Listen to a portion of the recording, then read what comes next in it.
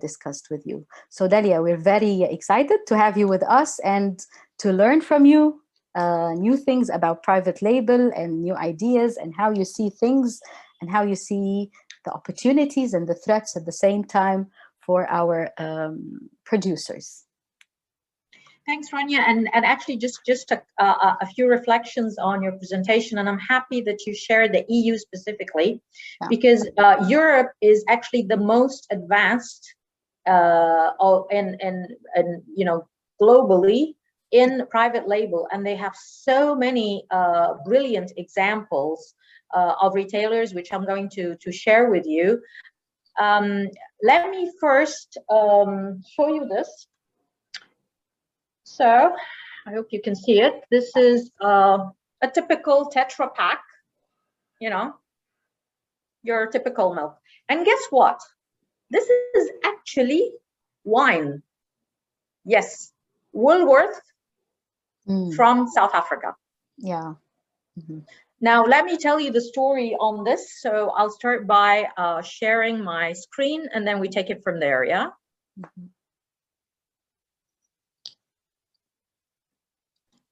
Tell me when you see the slides. We do. It's opening. Yeah. I'll just put it on slideshow. Just give me a sec. All right. So now, okay, you're wondering what the hell is that? So, Rania, when you asked me to be a guest speaker on this, I was thankful because it's a very exciting topic. But also it made me go into my folders of lots and lots of travel, which I miss now. So whether I was going on business or pleasure, I always go to the stores. Yeah. I mean, it's a must. Whether I'm doing retail work or consumer work, I mean, I need to know how brands are evolving, the new innovations and so forth. So I was very happy to look into memories of, this is from 2019. And if you're wondering where I am, I'm in Table Mountain. This is in Cape Town in South Africa. Beautiful city. I think I probably would want to retire there. And the reason I chose South Africa is it's a very interesting model for private label.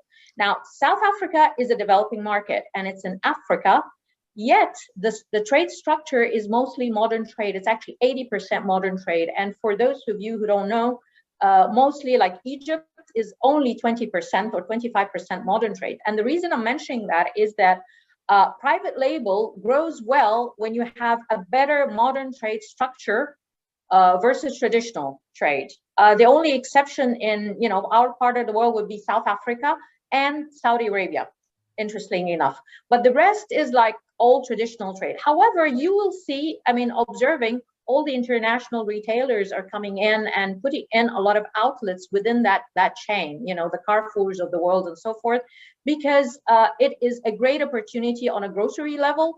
And then the other level is private label. In fact, the latest research predicts that by 2025, 30% of grocery sales will be private label. So if we don't jump into the opportunity now, we're losing a lot. And today I want to speak about the opportunity for the retailer, opportunity for the brand owners who will be fighting against these retailers. Tell you something, in Turkey, and I have a regional client, and they were telling me about their oil category in Turkey and the struggles that they're having, that 80% of the sales of oil is actually private label, with the exception of olive oil. See what I mean? So there's so much happening. And the other opportunity we want to talk about today is with suppliers. If you're into products, if you're into packaging, how can you leverage on and tap into the opportunity in those big retailers? They have big money, yeah, and they want to expand. So yes, I was in South Africa, and I still, so this is from 2019, and I'll start by a few examples. One of my favorite examples is actually Clicks. Clicks is like, Boots in the UK, like DM, Gregory Mark in Germany and Austria. They started in 1996, so very, very early on. And there was just a pharmacy. So you go in and, you put your prescription and you take your medicine. Then bit by bit and over 20 years, they are now at a completely health establishment with their own private label. These are the results from, year to date this year, and you can imagine, and this is a COVID year, they have 840 stores only in South Africa, and they've had a growth 7.2. Yeah. On the slide on the left hand side, if you go to their online store, you will see that they have almost 2,000 SKUs labeled clicks, and they have also a skincare, even specialized type of clicks private label. Yeah. And they are well branded, feel good, pay less. It's actually truly one of my favorite stores. The other example I want to share with you is Woolworth. Now, this obviously that's my photography. Now, there are three important observations in that shot. For starters, this is fizzy, non-alcoholic beverage. If you look at it, this looks premium, right? Yeah. The other thing, it has a lot of shelf space versus the national brand. So in terms of terminology, there is the private label or store brand. And the other thing is national brand, which is the other brands, owned by, so like the Nestle's of the world and whatever. So just, there's no confusion. So in terms of shelf space, they already have blocked a big part of the shelf of the category for their private label. Yeah. And the third observation is that, label on the shelf on the bay, they are promoting, again, how to make cocktails with their own private label brands. Woolworth, and this is the example I gave you, with that wine. Now, one of the choices a retailer needs to make is which brand, which categories they can actually do private label. Some can, some not. Now, it's interesting for South Africa because, as you know, they have vineyards and they're very famous with their wines. So how can a retailer like Woolworth get into it? They needed to disrupt the category, and the way they disrupted it is by the packaging. And you can see that the layout on the shelf is just amazing. It's so beautiful, and the range, they literally targeting female who are light drinkers, and the product and the design is really very eye-catching. It's beautiful. Yeah.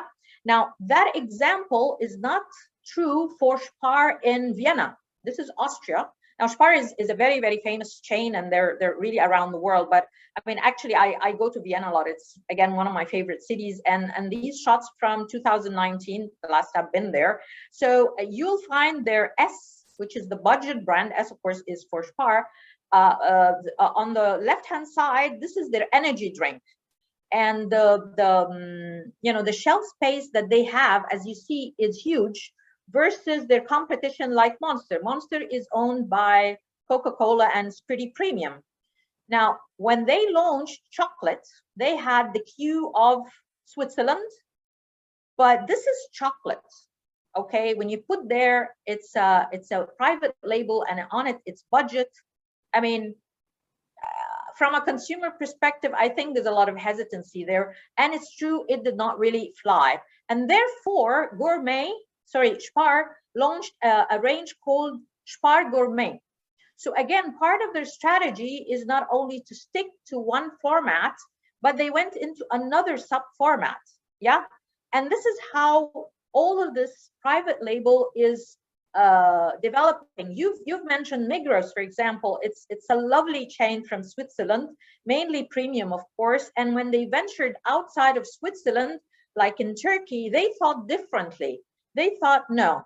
For the first time, they launched under M, which is Migros, of course, a range, as you see down there in the picture. This is milk, tea, sugar, all of the commodities, and it's under Migros. But they did not do the premium in those markets. Again, another example of how retailers would think when they go outside their homeland. Now, Whole Foods is probably one of the most beautiful examples of private label, and they started very, very early on in 1980, obviously in the US. Their CEO has a new book out, by the way, if you're interested to read that. He's a really fascinating person. on leadership and so forth. And the story of Whole Foods is interesting. They started by simply, listen, we need to eat healthy. This is very, very early on the health trend. Yeah. And it's premium. It's expensive. All right. Basically. And then by the time it was 2016, there was a lot of entrants. I mean, this is normal. You know, you always have a market leader that comes in and then there's a lot of followers and so forth. We have this in Egypt. Everybody's claiming healthy, premium, whatever, or value, a private label. That happens all the time. But for them, they started thinking, okay, we're very niche and premium. They had another store called End Range of products, 350, now 65, which is, you know, the number of days in a year. The idea was everyday healthy portfolio. So they cut down the portfolio, very selective and mid-range prices, and they opened these little stores for health so they could get some traffic versus all the premium exclusive type of stuff for them. And, you know, the story pretty much, you know, known that by 2017, they merged with Amazon. This is a 13 billion US dollars deal. Yeah, still, of course, full control for management is for Whole Foods, not for Amazon. But as you think of it, you know, it's a whole different ball game. These guys went very big on e-commerce because of this association with Amazon. And on the other hand, Amazon launched something called Amazon Go, which is really a bricks and mortar physical store. So, I mean, I don't want to get into this whole omni-channel, online, offline, because that's a separate discussion. But as you see, there is a lot of things happening in retail. But in reality, if you think about it, private label is not really a new concept. It's from the times of the war when you had loose products, okay, and you just package it for hygiene. And then what happened is, okay, let's label it. And then there was a retailer that was famous in the neighborhood. Okay, let me put my name on it. And the idea was very simple. The rationale is these guys, the shoppers, are coming to my store. So why don't they buy my brand? It's as simple as that. Yeah. So, I mean, of course, it started with commodities, and the range is of private label and the growth is really varying. So I can stress what you have said earlier, Rania, about the EU. It's even more evolved than the US, even though it said that 1 in every 5 SKUs sold in the US is actually a private label. But with Europe, there was a lot of hesitation around or confidence about the marketing. So people were not really believing the claims of the marketing. However, the equity of the retailer as a brand was very strong, that if they launched anything, people started to get engaged in that. I mean, people like Lidl, for example, we're going to get a lot of examples from that. But if you think about it, it has come to the conclusion that a retailer brand could be even stronger than a consumer brand, okay, that is supported. And across the world, you will see variations. A part of it is the structure of retail, as I mentioned earlier, traditional trade versus modern trade. And it's estimated that today, as we speak, we're talking about billions of dollars, 158 billion US dollars sales of private label. Yeah. And again, shoppers, the generations are shifting. We're seeing that the younger, they don't want to, younger as in like, you know, what they call Gen Z and Gen Y. So we're looking at from 18 to maybe like early 30s. They are driven by two things. They want value, okay, because they don't want to spend a lot of money on you know, the usually groceries. It's not like, you know, the older ones. Yeah, they're more involved in their groceries because they have other items to spend on, you know, all of that social media or whatever. Their interests are different. Yeah. However, what intrigues them is innovation. And if there's something that they are, you know, emotionally or passionately about. So as you were mentioning, sustainability, things, you know, ethically grown cocoa or coffee beans, for example. This is coffee is huge. Okay, it's exploding around the world in different dimensions. But if you see a pack that says, you know, sustainability, ethically farmed, and all of that. One part of, for example, in the COVID for this last year and still going on, is the fact that they want to support local farmers because everybody's, the economy is going down, all of this stuff. So this is part also what you were mentioning in the trends, and hence all of these markets about, freshness. Okay. They want to support the local community in terms of farming. And this is something engaging for younger generation versus older. There are two types of private label, just for people to get their head around what is private label. So this is a brand that has the name of the retailer or not. We're going to speak about this in a minute. And it could be value. Okay, so something cheaper than the normal, or it could be premium.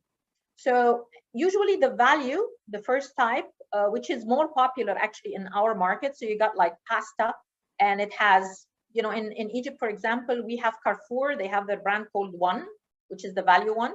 And they also have their international one, which is Carrefour. Yeah, we're going to speak about Carrefour in a minute. But usually it's a discounter format. It's value for money.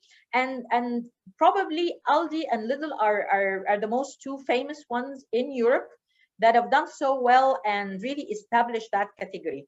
In Turkey, I want to give you an example of A10. A10 is like BIM. I mean, maybe people are more familiar with BIM, but they're both Turkish discounters. So A10, they have their own, A10 type of categories. But when they wanted to enter coffee, they know that coffee is has a higher perception with consumer. The expectations are higher. It's highly emotional and so forth. It's like the chocolate example we had earlier from Spar. So they decided to call their brand in Turkey for coffee Cafex. So Cafex is owned by A10, and it will only be in the stores of A10. See what I mean? So you do have the option as a retailer to call it your name.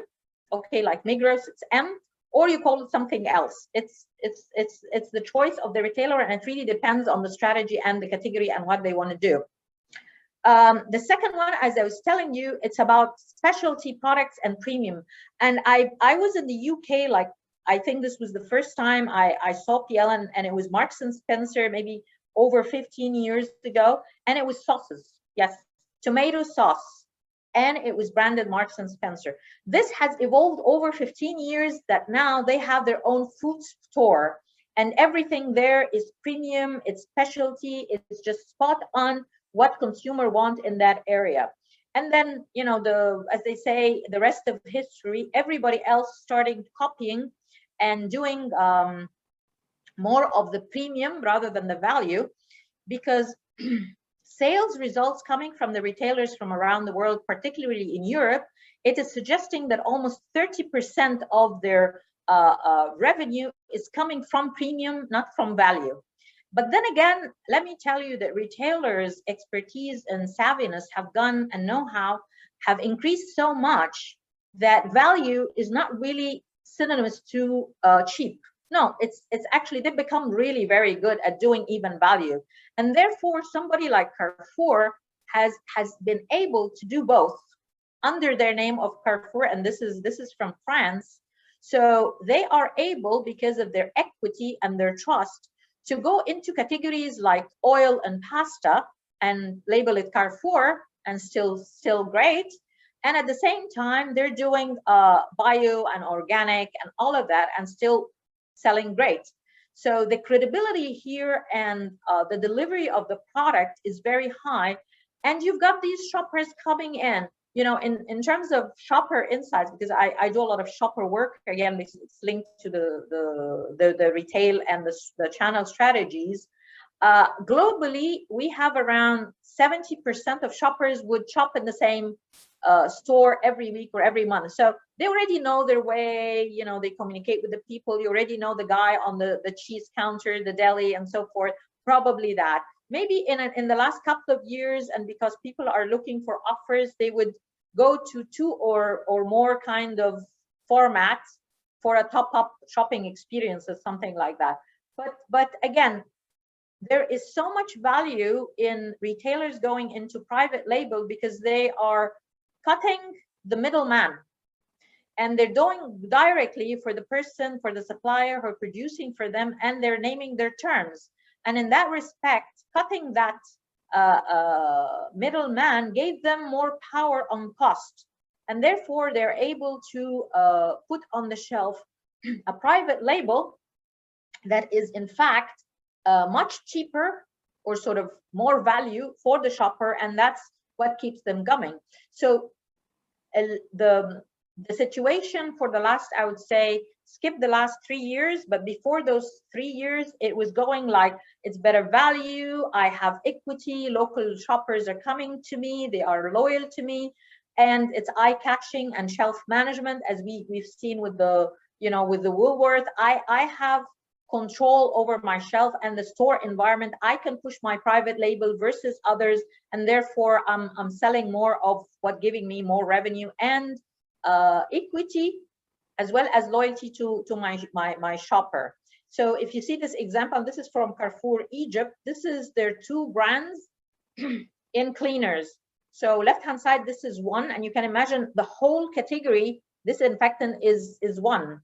And on the other hand, this is Carrefour, the more premium cleaners. It has also a good shelf space versus the other national brands. So they can play in the game. This is their store. Yeah. Now, so today, and if you're looking at the last 3 to 4 years specifically, they are now very advanced. Retailers have become brand owners. They've changed their organization. They've become, the Nestle's of the world. Yeah. They are hiring fast-moving consumer talent. They're doing innovation, packaging, clean labels, clean packaging, state-of-the-art. They're looking into innovations. So it's affordable, healthy eating, diets, and so forth.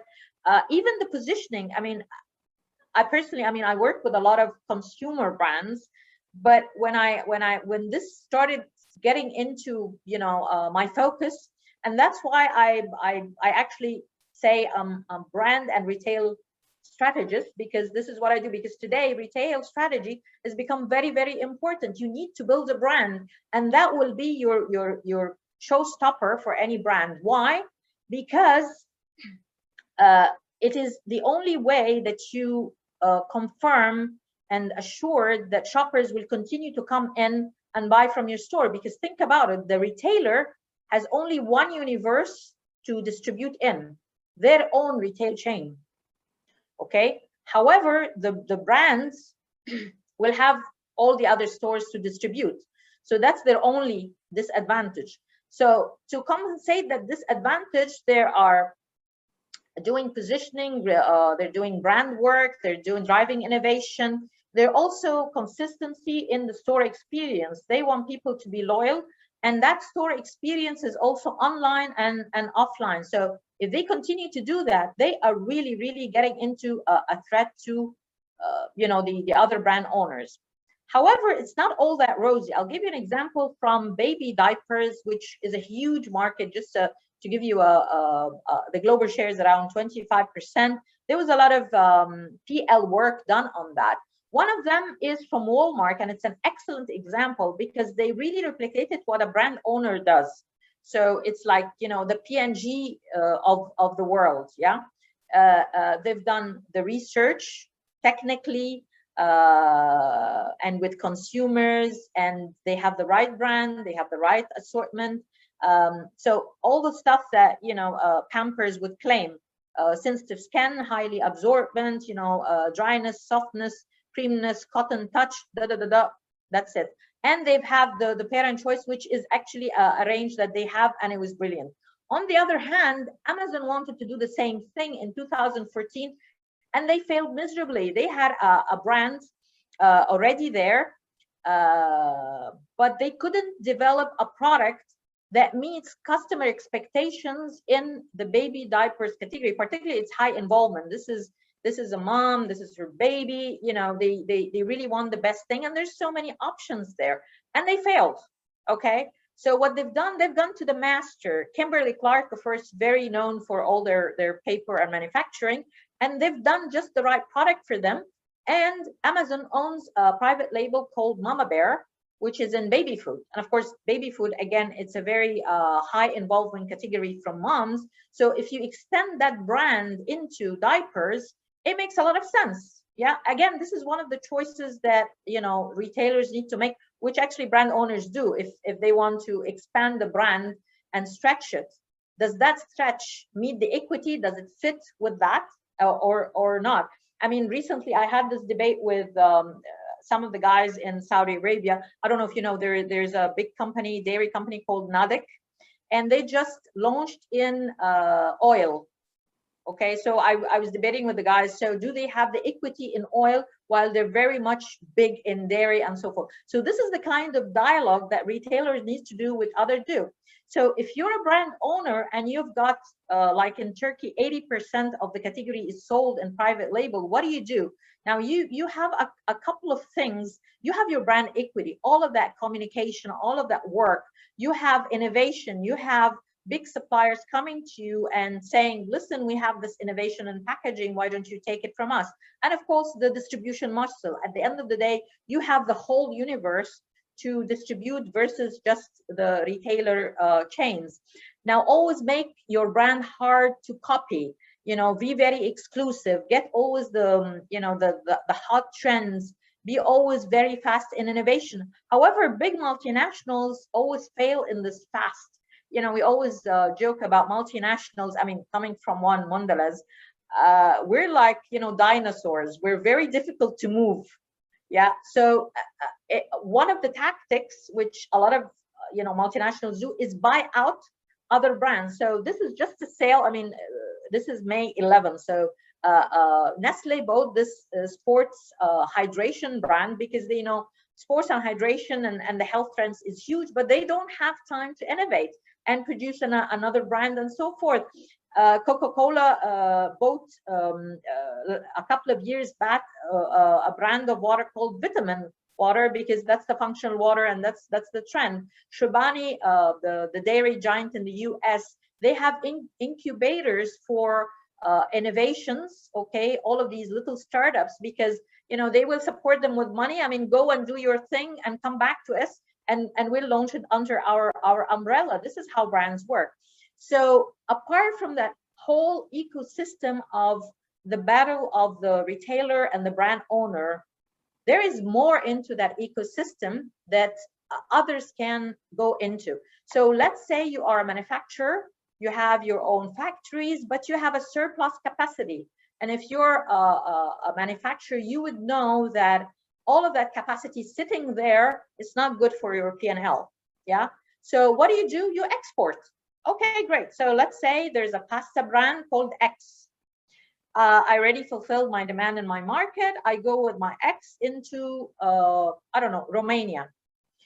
But I will have to do a bit of brand building, which is fine. It depends on your budget, what you want to do, But you also can put out there your capacity for a retailer, okay, that want to do pasta, but you need, of course, to apply to their specs. And I think this is probably one of the biggest opportunities, not only in food, but everything else. If we have manufacturing capacity in any of our factories, and we connect with these in Europe, because retailers in Europe are really the biggest, you can possibly play that role being the supplier of the product as raw material, and they brand it whatever they can.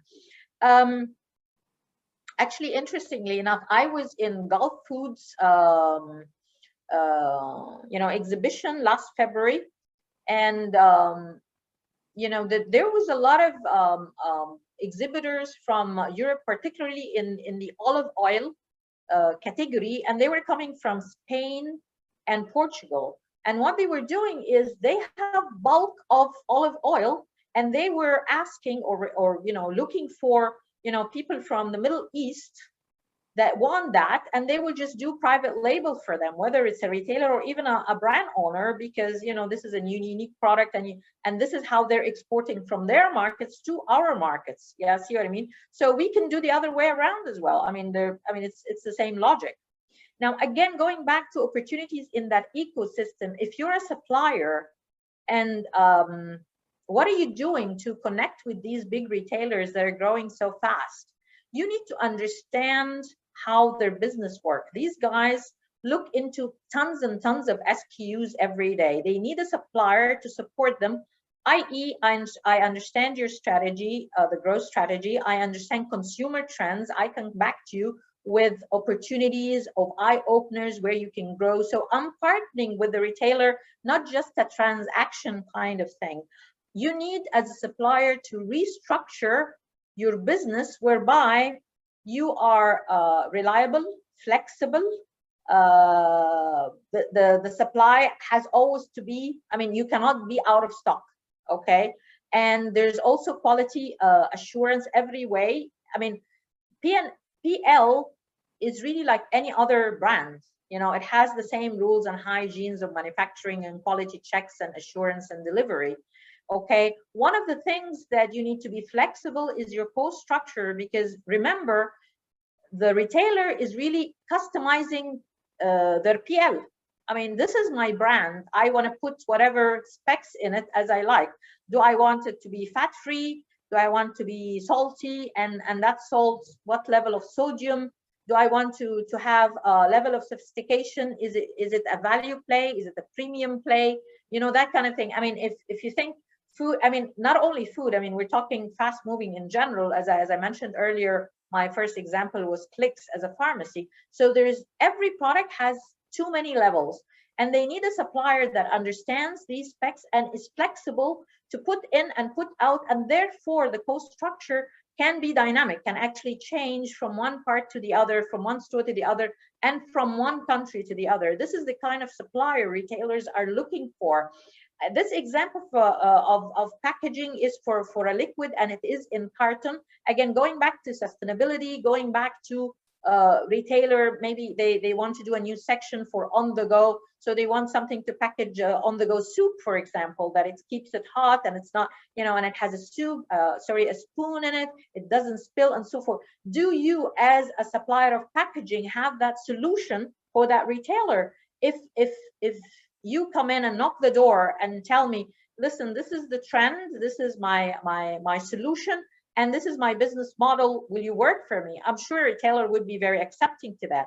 The last opportunity I would say would be entrepreneurs. I mean, I meet every day all of these little people, they're cooking in the kitchen, and you're coming up with all of these exotic sauces and whatever, and they're lovely and they want support. But again, they have a fabulous product and maybe innovative and cut through, but they don't have the money or the know-how to build a brand. And it could be the case, okay, I'm not gonna do my own brand. However, I'm going to take this innovation product and give it to the retailer and put it under their name. And I see a lot of examples of entrepreneurs who insisted on having their own name and brand, and they're just wasting their product away because they can't support it. I mean, building a brand is really a big thing. Yeah, I can tell you that from the consumer perspective. And now that retailers are getting into the game, they're starting to understand that it's not just about product, pack, put on shelf, and that's it. No, it's not that. Yeah. And it's becoming more and more competitive. I mean, look at any shelf in any hypermarket. I'm currently working on a snacks project for Egypt, and it just started, and I mean the chipses of the world. I mean, it evolved so much. I mean, I'm overwhelmed. The last thing I've known was like Lay's or something, and now like there's all of these little things all over the place. So it's become very competitive. How are you going to get through? Your only key is really building a brand. So let me just wrap up what I said today is if you're a retailer, you need to make choices about where to play, whether in your country or outside. You want to do a value PL or a premium one, and if it's premium, which categories can you play in? But most importantly, does your equity is your equity strong enough to hold that? See what I mean? Also looking into omni-channel, because the shopper is the same. One time I'm going to shop in store, one time I'm going to shop online and so forth. But at the end of the day, it is my retailer, and you want people to continue coming in. And again, as I mentioned, suppliers, you could be a manufacturer, you could be a startup. I mean, always think partnership and solutions. That is the only way where you can win an entry to those retailers.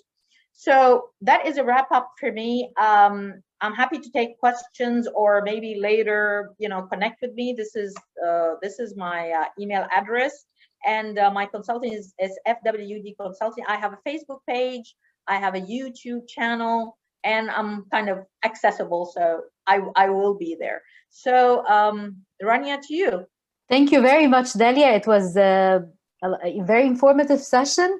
We learned a lot from it. Thank you very much. But I would also like to know what are the channels that our manufacturers can go to the buyers and reach to those retailers. Have you got any idea how our SMEs can go to retailers? Is it through knocking the doors of a retailer themselves? Is it through